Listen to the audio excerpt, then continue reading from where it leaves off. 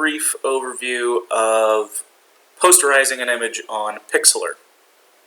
Now it looks like they changed it. You used to be able to posterize on Pixlr X. I couldn't find it, so we're going to go to Pixlr E. That was the screen that it goes to when you open Pixlr. So looking at this, I have an image that I'm already looking at using. If you need to, you can create new and import an image. Now, say I have this image that I'm looking at, I'm going to make adjustments to it. So the first adjustment I want to make is I want to make it black and white. Posterizing is a tool that limits the number of colors or shades. If you're working in a black and white image, it's a much more simple thing. You have an effect that limits how many values of black and white and gray you have.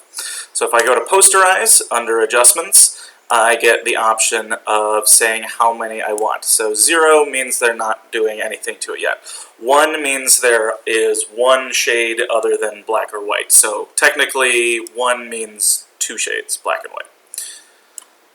Now that is certainly simpler, but not necessarily useful to us in projects. So we can just bump that up by 1 each time. So this is going to be black, white, and a gray.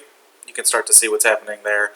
But then if you go to, say, 4, which is going to be 5 tones, you can really see more of what's going on. So this is a helpful thing if you are creating an image or practicing drawing, but you're not as confident in getting the soft transitions and values.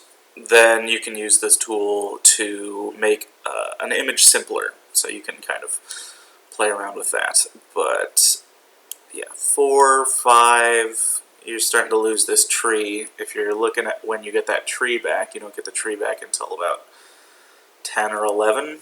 And at that point, I mean, when you go up super high, it's almost as if why posterize it at all. So that is posterizing, which can be used for a number of different projects. I'm going to, for this one, I'm going to stick with 5.